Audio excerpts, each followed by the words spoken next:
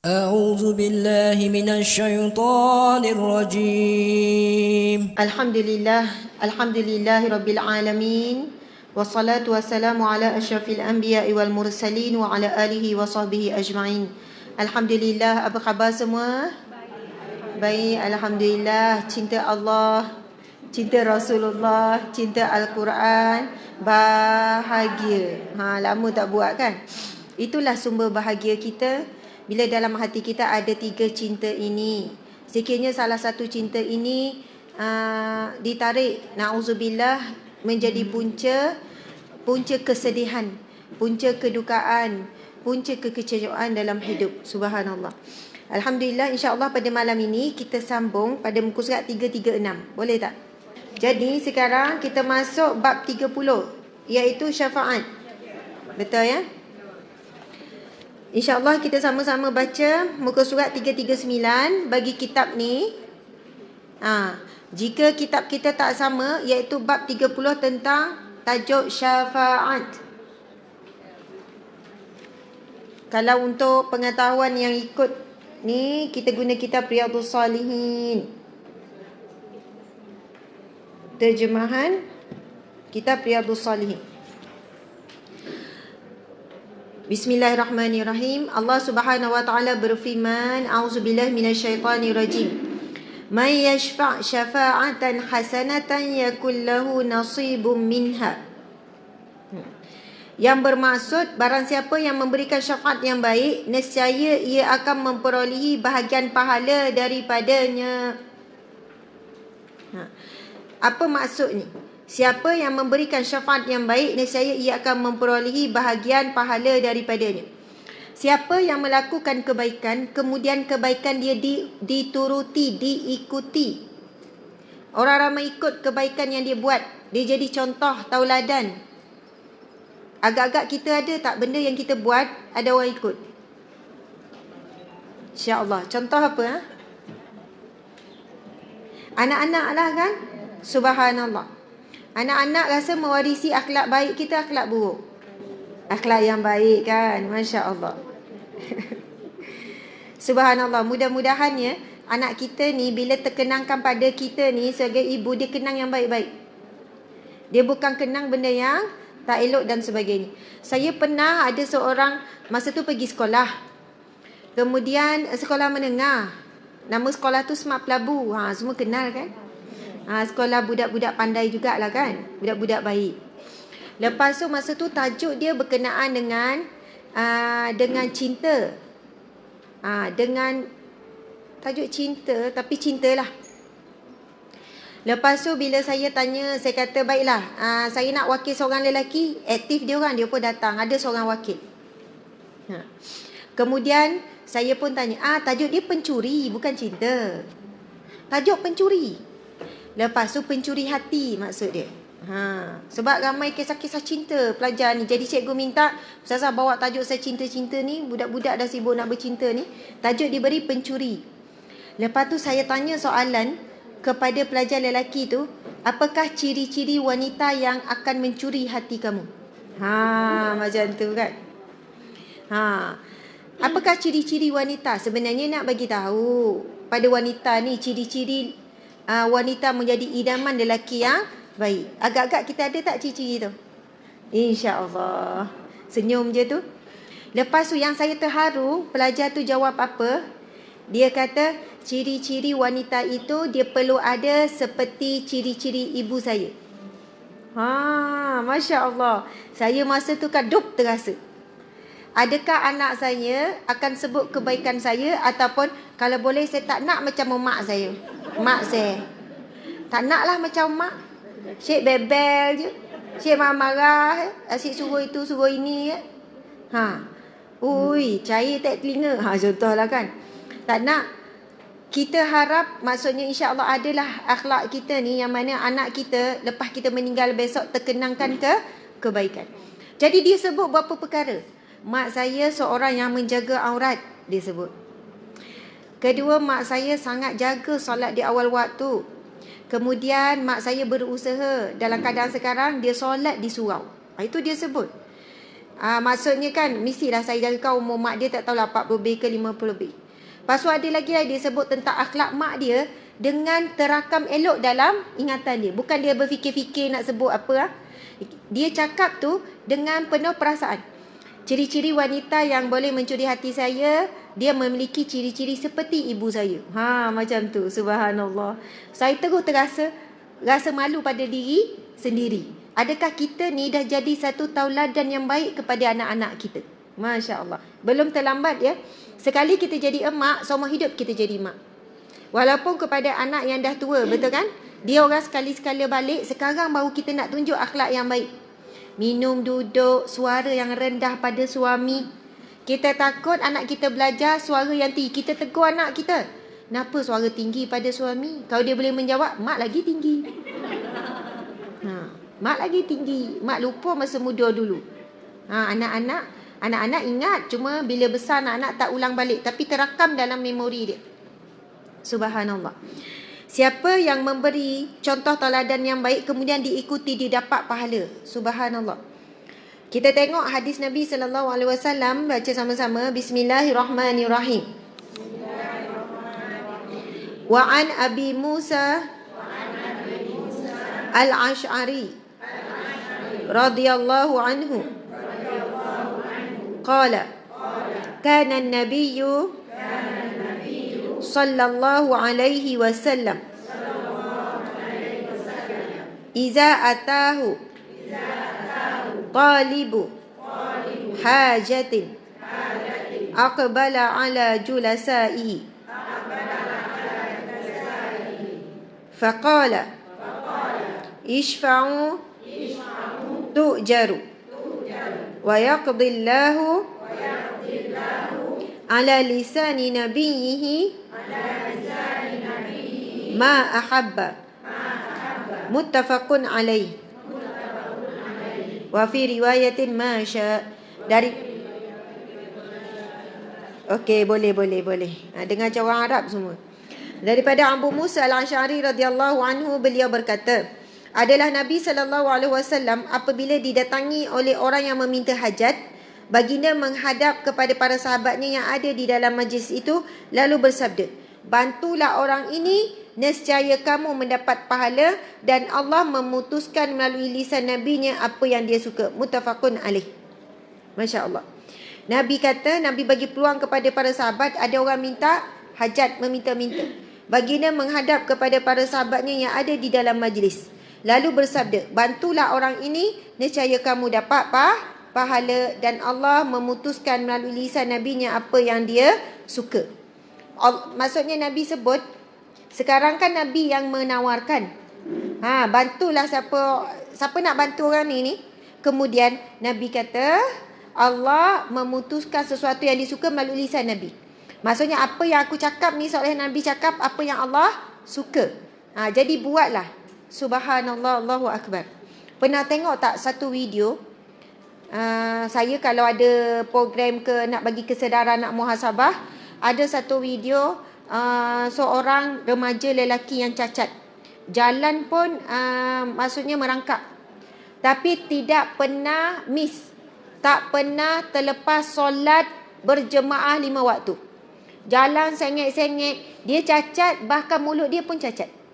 Maksudnya nak baca Quran tu kan, kalau kita ni yang baca walaupun kita rasa tak sedap, tapi sempurnalah kita boleh sebut Bismillahirrahmanirrahim. Dia tak bunyi. Tapi hafal Al-Quran. Masya Allah. Kalau siapa cari video remaja cacat ke masjid tu, tengok macam mana dia nak naik tangga dalam keadaan kepayahan tu. Kaki dia dua-dua macam terlipat macam tu. Jadi dia kena pakai kasut. Kalau pakai sipar luka. Subuh pun tak tinggal. Maghrib, isyak pun tak tinggal. Bila masuk waktu maghrib, selepas maghrib, dia naik tangga. Maksudnya nak pergi tingkat 1 ke untuk masuk kelas hafazan. Mesti datang awal sebelum azan. Masya Allah. Kita nampak zahir dia cacat, tapi dia tidak cacat di sisi Allah. Kita yang nampak sempurna rupanya cacat. Kaki kita ni tak menyampaikan ke rumah Allah contohnya. Ke tempat-tempat yang Allah suka, membantu hajat orang lain. Yang saya nak sebut, saya terlintas teringat. Bila Rasul kata, sesungguhnya apa yang diputuskan, dicakap oleh aku ini, apa yang Allah suka. Di hujung tu, penceramah tu, dia sebut tentang video dia yang temuduga anak ni. Dia kata, apabila seseorang itu mencintai sesuatu, apa yang berat, susah payah, semua jadi mudah. Seperti mana remaja itu kerana dalam hatinya ada cinta kepada Allah, cinta kepada apa yang Allah cinta. Allah cinta apa? Apa yang Allah cinta? Allah sangat mencintai hambanya yang solat berjemaah 5 waktu, terutamanya bagi lelaki. Maka apabila dia tahu Allah cinta dia ni datang ke masjid, kesusahan, kepayahan dia dengan kadang mengangkat macam tu jadi mudah. Sebab dia buat sesuatu yang dicintai oleh orang yang dicintainya. Faham ya? Kita kalau kita tahu suami kita suka makan apa, takkan masak lemak cili padi je. Tak ada benda lain. Okey. Bila kita tahu suami suka kan ada makanan, kita sangat suka buat makanan yang dia suka. Betul kan? Sebab bila kita buat apa yang dia suka, dia senyum tu lain, makan selera. Dan kita tahu apa yang Allah suka, kita akan suka apa yang Allah suka. Subhanallah, Allahu Akbar. Jadi Rasulullah kata, apa yang diputuskan, apa yang aku cakap ni adalah apa yang disukai oleh Allah Subhanahu Wa Taala. Rasulullah bagi peluang siapa yang nak memenuhi hajat. Jadi kita tahu Allah sangat suka bila kita memenuhi hajat hamba-Nya yang lain. Kita jadi perantaraan Allah. Akhirnya tak rasa berat. Walaupun orang sama yang minta. Asyik kau malas contoh kan. Tapi kita akan nampak, ya Allah, Allah bagi peluang untuk kita buat apa yang Allah suka. Masya Allah. Ada satu kisah bab sedekah ni, memenuhi hajat ni. Dalam satu himpunan kisah-kisah yang datang daripada Rasulullah sallallahu alaihi wasallam. Ada seorang lelaki pada malam hari secara sembunyi-sembunyi dia melakukan sedekah. Pada malam pertama dia melakukan sedekah kepada si pencuri. Pagi esok heboh orang kampung mengutuk tindakan dia kerana dia memberi sedekah kepada siapa? Pencuri. Nah, kemudian pada malam kedua dia melakukan sedekah secara sembunyi-sembunyi kepada wanita pelacur, penzina, wanita pelacur. Orang pelaku maksiat. Dia buat sembunyi-sembunyi dan dia mengharapkan apa? Allah terima sedekah dia. Pagi besok orang mengeji dia lagi. Kenapalah dia ni bagi sedekah kepada pelaku maksiat, kalau kita lah ni menggalakkan maksiat. Contohlah kan, gosip. Kemudian pada malam yang ketiga dia sebut lagi, ya Allah, pada malam ini aku ingin melakukan sedekah. Terimalah sedekahku ya Allah. Tahu tak dia bagi sedekah pada siapa? Ya, pada orang kaya. Tiga-tiga ni golongan yang kita fikir tak layak nak terima. Pencuri, penzina, kemudian yang ketiga orang kaya. Kenapa bagi sedekah pada orang kaya? Masya Allah. Ini kisah ni daripada hadis Nabi ya, hadis yang sahih, kisah yang sahih. Kemudian Rasulullah menyambung hadis tu, Rasulullah kata, kemudian dia berdoa lepas dikutuk orang kan, dia berdoa, ya Allah, terimalah sedekahku ini dan berikanlah kebaikan daripada sedekahku ini. Kemudian Rasulullah menceritakan Allah menerima sedekahnya dan dengan keberkatan sedekah dia tu, orang yang mencuri itu berhenti mencuri, orang yang melakukan maksiat penzina itu berhenti berzina, dan orang kaya tu insaf lalu dia jadi seorang yang dermawan. Maksudnya dalam kita memberi kepada Allah, niat kepada Allah tanpa syarat. Tanpa syarat kita beri. Sebab ada orang kata, Ustazah, saya pilih-pilih, saya siasat dulu, saya tengok dulu. Tapi kalau ada orang tu meminta hajat dengan kita, berilah. Kalau kita rasa tak boleh nak beri banyak sebab ada rasa apa? Rasa ragu-ragu, kita beri sahaja, jangan mengecewakan orang yang meminta. Bab dia pemalas ke, bab dia nampak elok baju macam tak susah pun. Tengok kasut pula, intai sampai kasut tu. Lepas dah bagi tu, tengok pula dia naik kereta apa. Elok tu ada kancil tu. Kalau tak cukup duit, jual lah kancil tu, kita cakap kan. Saya pernah sebutkan, Nabi sebut, berilah kepada orang yang meminta, walaupun orang yang meminta itu datang dengan berkuda. Berkuda ni zaman Rasulullah orang kaya lah ni ada kuda. Tapi mungkin ketika itu dia kesempitan. Walaupun orang tu datang dengan kereta yang bagus pun, ada rumah yang bagus pun, mungkin masa tu dia sempit, dia perlukan pertolongan, tunaikanlah hajat dia. Subhanallah. Sebab yang kita beri itu sebenarnya untuk diri kita. Dan yang kita beri itu apa yang Allah beri, dan kita pulangkan kembali kepada Allah. Tapi Allah akan pulangkan kepada kita berkali ganda. Apa yang kita beri bukan milik kita, datang daripada Allah. Tapi Allah kata berilah, itu perniagaan yang paling menguntungkan. Dalam Al-Quran Allah sebut apa? Pinjaman. Allah nak pujuk kita, berilah pinjaman yang baik di jalan baik, di jalan Allah ni, iaitu sedekah. Soalannya Allah kata sebenarnya bagilah pinjam, bagi kepada orang tu pinjam, nanti akan dipulangkan kembali berkali ganda di mana? Di akhirat kelak. Subhanallah. Kalau kita dah pernah bagi kan, orang yang sama dan sebagainya, sekarang ni terpulanglah, kau nak bagi juga RM1, betul kan? Dan kita anggap kita beri di jalan Allah, terpulanglah dia nak buat apa? Mungkin satu hari dia berubah, subhanallah, kita dapat kebaikan, dia berhenti untuk meminta. Tapi kalau kita tak beri dalam keadaan kita rasa macam dia ni tak layak ni, apa ke, maksudnya tanpa sangkaan. Kalau tak beri pun tanpa sangkaan, jangan sangka buruk, sebab belum tentu sangkaan kita tu betul. Subhanallah. Kadang-kadang orang kata kan kita ni tak kenal, wallahualam, bukan nak kata dia lah, kadang-kadang tengok pengemis ke, nampak orang yang ni, mungkin mereka tu adalah orang-orang yang soleh ataupun orang yang sangat dekat dengan Allah. Hidup mereka ni memang memenuhi, masa hidup dia banyak beribadah dan dia tidak sibuk untuk menyibukkan diri dalam mencari rezeki dan sebagainya. Subhanallah. Tadi saya baca kisah, contoh kisah Saidina Umar. Dia orang ni kan sangat zuhud kan, Saidina Abu Bakar dan sebagainya.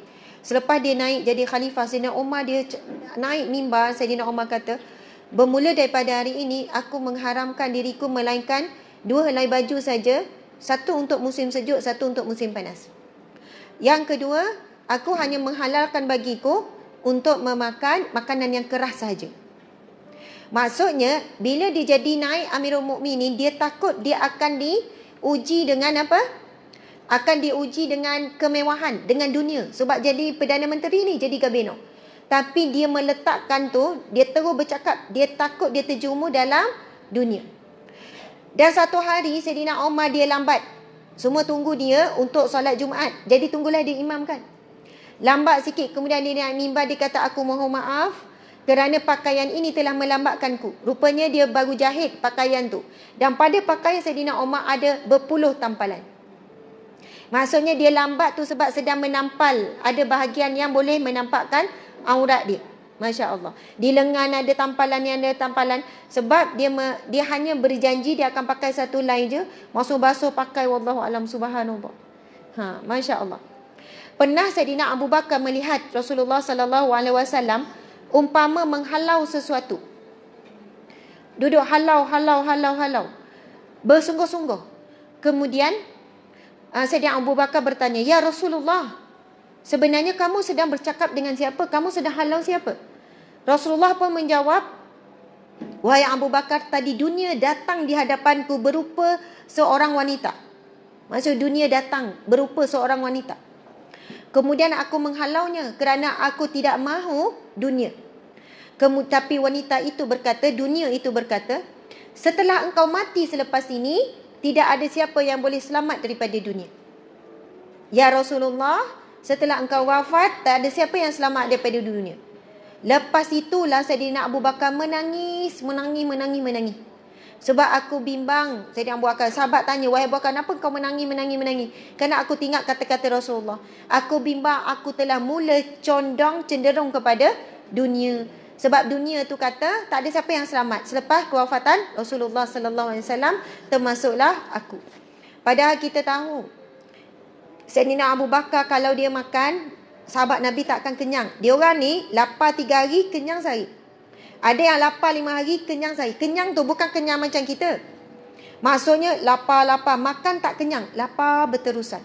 Mereka mendidik dan menyekat diri mereka daripada memenuhi dunia. Pakaian mereka bertampal, Sayyidatina Aisyah kan, berapa banyak tampalan pada pakaian. Bukan tak mampu ya. Sedangkan ada harta itu, ada harta ni, ada orang beri harta. Tetapi mereka mendidik untuk zuhud terhadap dunia. Agak-agak kita ni esok kalau jumpa ibunda kita malu kan. Sebab kita menyibukkan diri mencari pakaian yang indah. Ya, kita menyibukkan diri untuk mengisi perut kita dengan makan yang sedap-sedap. Sedangkan mereka meninggalkan dunia. Subhanallah, teringat lagi kisah Sayyidatina Fatimah. Sayyidatina Fatimah pernah minta sesuatu daripada Rasulullah berupa kalung macam tu lah. Masa tu macam mana ceritanya, tapi ada kalung-kalung yang bila anak perempuan, budak perempuan tengok suka, betul kan? Lalu dia minta, wahai ayahanda, boleh tak ambil satu kalung? Rasul kata, boleh, kamu boleh pilih mana-mana, wahai Fatimah. Fatimah pun pilih dan pakai, seronok. Lepas tu Rasulullah sambung, sekiranya engkau ambil satu bahagian daripada dunia, kurang satu bahagian daripada akhirat. Masya Allah, faham tak? Lepas tu Fatimah terus buka, dalam kegembiraan dia tu terus buka, dia letak, aku tidak mahu kekurangan bahagian akhiratku. Kita ni kan, kalau boleh mana cari lagi banyak, betul kan? Masuk kita cari, ada lagi, Tupperware dah ada tawaran, ui. Betul tak? Kawan kita kata, ini tak pernah murah macam ni. Satu set offer ni. Tahun lepas pun offer dia lain. Ni memang murah betul. Nak clearance, nak keluar dah. Yang ni tak nak keluar lagi. Padahal ada lagi Tupperware yang tak guna tu. Betul tak? Beli juga, banyak juga nak kata. Semakin banyak bahagian dunia yang kita ambil, semakin kurang bahagian akhirat. Semakin banyak bahagian dunia yang kita lepaskan, semakin banyak bahagian akhirat kita dapat semula. Maksudnya sedekah lah. Tupperware tu boleh bagi kat saya. Kita ni kan kadang kita sebut, esok lepas mak meninggal, ambil lah semua Tupperware mak ni, periuk belanga ni. Mak tu dah tak ada gigi tapi sayang lagi Tupperware tu. Tak tahu bila nak guna kan. Nak sebutnya, selepas kita mati, memang bukan harta kita dah. Semua tu dah jadi harta anak-anak pusaka. Jadi bahagian sedekah kita adalah masa kita hidup kita bagi. Baru dapat pahala sedekah. Ni pesan biar mati, periuk belanga semua. Mak, kalau mak tak pesan pun, memang mak tak boleh guna dah masa tu. Betul tak? Tupperware semua tu memang tak boleh guna. Tapi punyalah kita sayang, betul tak? Kadang kuali beli, orang promote beli, padahal balik-balik guna kuali yang sama, betul tak? Yang lama tu lah yang sedapnya, ular tu. Orang jual yang kaca, ni sihat ni untuk kesihatan ni kan. Pirate semua tu kan, beli. Saya nak cerita sikit kalau tentang arwah ayah saya lah kan, arwah ayah saya. Saya ingat bila nak nikah dulu, kita kan nikah masa tu, bukan kita, saya lah. Suami masa tu pun sedang belajar lagi. Memang maksudnya nikah dalam keadaan tidak ada apa-apa lah. Saya pun baru balik habis belajar masa tu kan. Tak sabar dah nak nikah kan. Jadi yang memenuhkan barang-barang dekat dapur tu adalah barang-barang yang ayah saya bagi. Masya Allah, arwah ayah bagi. Ayah bagi periuk, maksudnya benda-benda yang dia sayang juga.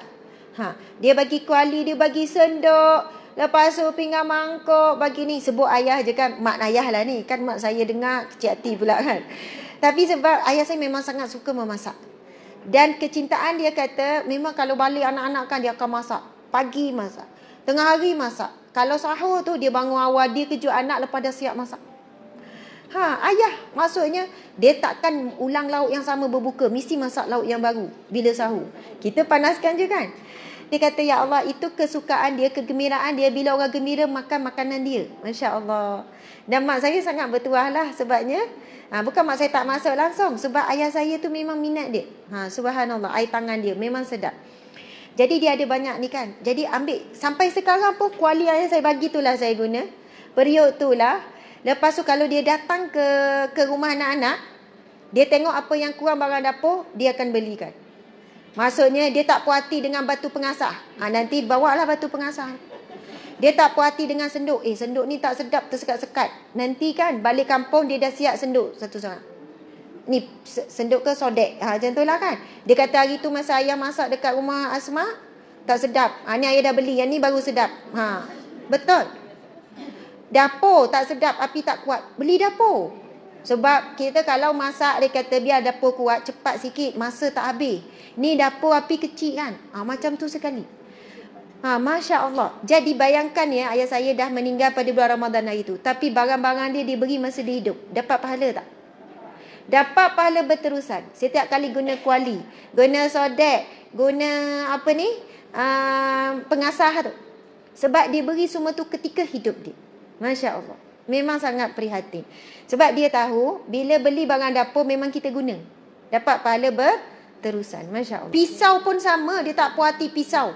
Dia beli pisau. Pisau ni sedap. Buat balik. Gunalah pisau dia tu. Bertuah kan. Siapa nak jadi orang bertuah macam ni, buat benda yang sama. Anak-anak balik ambil ni kuali. Jangan bagi yang dah berlubang. Bagi yang elok. Mak dah tak nak guna. Memanglah mak dah berlubang. Dia bagi yang elok yang kita boleh guna. Dah 10 tahun pun saya guna. Nikah masuk tahun ke-14 ke 13 tahun. Benda yang elok, Masya Allah. Allahu Akbar. Okey, baiklah kita tengok. Tu cerita sampingan lah ya.